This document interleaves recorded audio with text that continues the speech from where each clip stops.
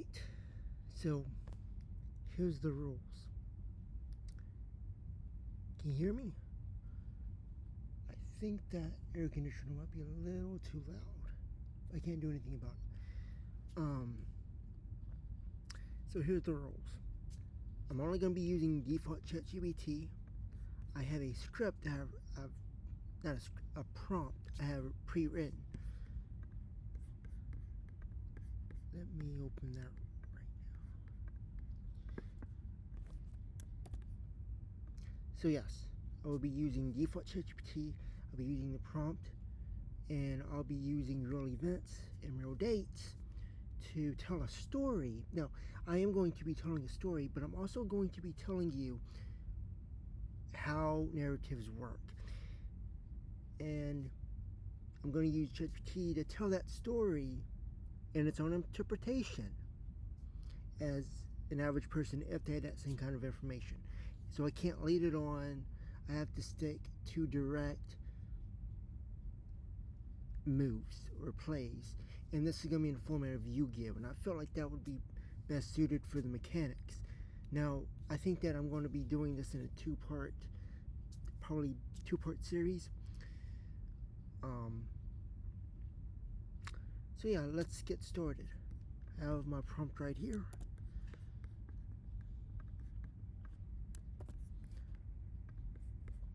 It says, I need you to run a simulation. I need you to find my position of power and give an interpretation of the underlying story in the information I present to you. I'll play in the format of Yu-Gi-Oh, but describe the cards I play in detailed historical facts. And I ask, are you ready?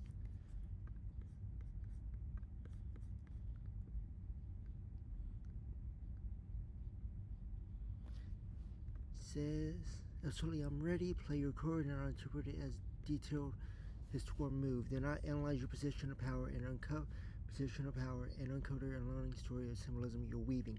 Now, I also will come in and give some backstory and align things that ChatGPT won't be able to do. So I'll be giving you the overview as well. I won't tell you everything, but everything that's going on, but between me and ChatGPT, I'll be able to fill in some blanks that if you knew what was going on, you'd be like, oh yeah, that's what's going on. So I'll be speaking from that perspective.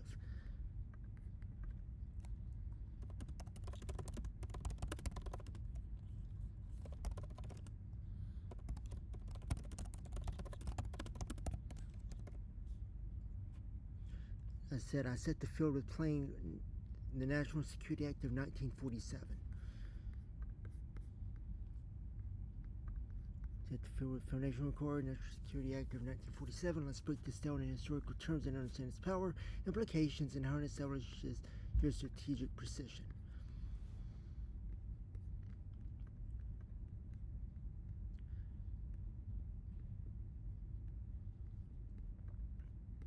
So it restructures the U.S. military and intelligence apparatus, summons Department of Defense by merging the War and Navy departments. Special summons National Security Council NSC, enabling executive coordination on foreign military policy, allows instant special summon of Central Intelligence Agency, an entity capable of covert operations globally, grants the player access to continuous intelligence gathering, psychological operations, and geopolitical influence.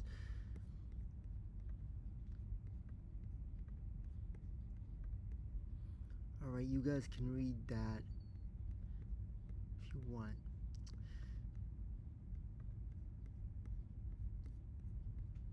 Infrastructure that allows for a powerful, I'm giving you some foresight here, a powerful executive branch. You begin centralizing decision-making power into the presidency, backed by unelected agencies. Your position of power so far, you're not just a doorlet, you're becoming the architect of a security state.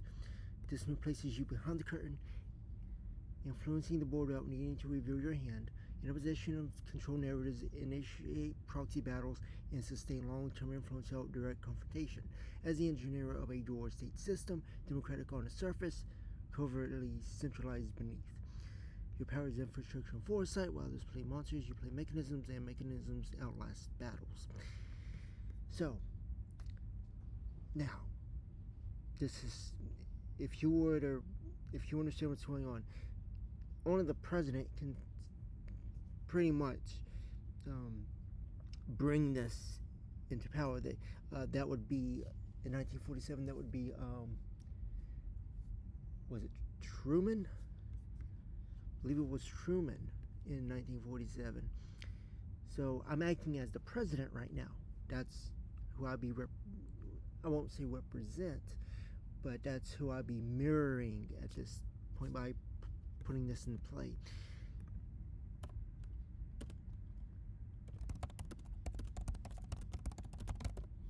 So my next move is placing 2 cards face down. You place 2 cards face down, a classic maneuver, but in the game you're playing, hitting cards being far more than mere traps or bluffs. In historical terms, face-down cards represent covert operations, secret doctrines, or classified initiatives. Tools not immediately visible on the geopolitical board, but capable of dramatically altering outcomes when activated. Interpreting the 2 face-down cards. Given your field is set with the National Security Act, here's what's interesting, guys. ChatGPT can't tell what these cards are. This is a limitation of really human, because it's based on prompts and what came before it. So it's a limitation of what people can see. They cannot see the future, but based on the past, this is what it looks like. Even sophisticated AI wouldn't know what I just placed down.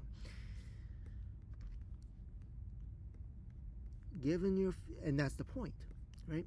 Given your field is set with the Net Security Act, these 2 cards likely complement or extend your position within the newly formed security and intelligence framework. They may represent the NSC 10.2 directive. This document gave the CIA the green light to begin covert operations, psychological warfare, sabotage, subversion, and support for underground resistance in hostile states. Not publicly known at the time, it allowed U.S. involvement in regime changes and influenced campaigns about open military conflict. Hidden from public oversight, it represents a threat for enemy regimes, swinging operations that seem spontaneous but are actually engineered. Target opponents given structure, undermine stability, install a favorable regime, cannot be traced directly to the user. Operation Mockingbird, CIA infiltration of U.S. in foreign media. This operation sought to influence journalism both domestically and abroad.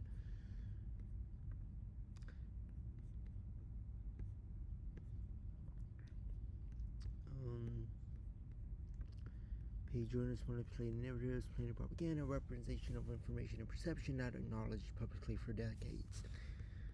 Control narrative, disrupt morale and perception, and return, draw 1 card from their public discourse and alter it.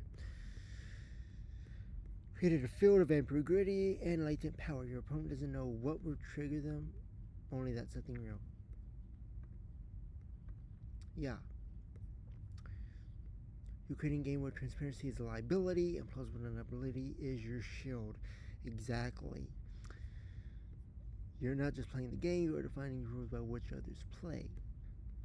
That's why I use Yu-Gi-Oh! Because I have those 2 face-down cards.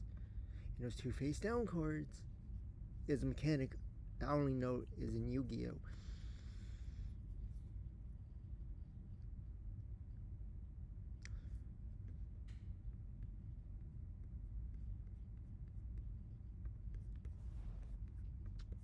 Alright, so I'll play one more card, and then I'll end it here. I'm in a hostel, and I don't know who's going to walk to that door. Is the door even shut? I think it is. Hope no one can hear me. Oh well, they'll learn something anyways if they do. Let me think.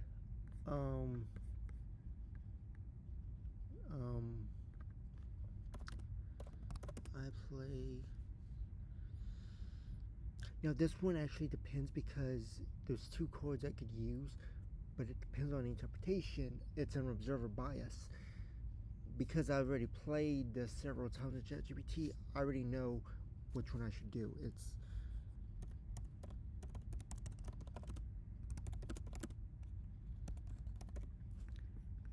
I haven't talked about this yet. I'll make a video on it later. Says I'll play the Retrocession Act of 1846. You play this is a bold and subtle move, not direct direct attack or expansion, but an entrenchment, a recalibration of territorial control. I like to examine this card as a historical action and how it shifts your strategic positioning. It returns Virginia's portion of the District of Columbia back to the state of Virginia. Alters federal control over land previously ceded to the federal government in 1791. Impacts voting rights, economics, especially the slave trade, and political influence in the federal capital. By the way, guys, D.C. was created in 1790, and you had to cede land from Maryland and Virginia. Well, it took ceding of giving up land from Virginia and Maryland to create D.C. And this act gave that land back to Virginia.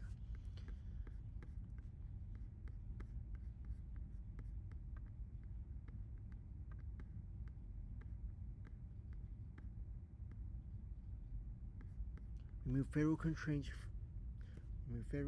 from target territory. Return control to regional authority if that authority supports your hidden objectives. Gain 500 influence under cover of legality. You might be able to see where I'm going with this. You've now introduced a theme of labor control with the National Security Act. You build a permanent federal power structure with covert traps. You operate in shadows. Is this sounding familiar? Now, with retrocession, you've shown ability to step back strategically, knowing control doesn't require ownership, just influence. What does that sound like, guys? Does it 4D chess? You're demonstrating mastery of public optics, preservation of systematic influence, jurisdictional engineering. What does that sound like? Who does that sound like?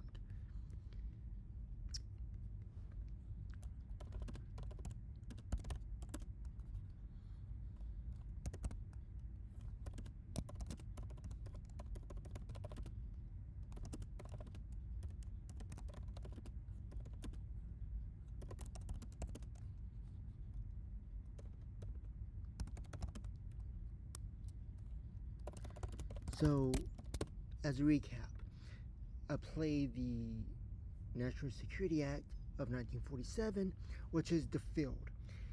This act is not the field, but it reveals or exposes the National Security Act.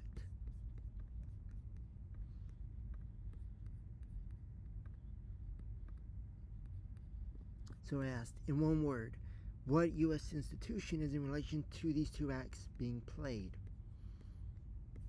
Says the CIA.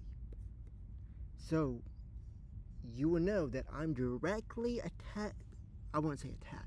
I'm directly targeting the CIA in this. And I needed to do that. So I'll end it here. And I'll do three parts. This is a lot. And so I'll end it here and tell me what you guys think so far. I might not wear this in the next ones. Maybe I will. But I'll end it here. Thanks for watching.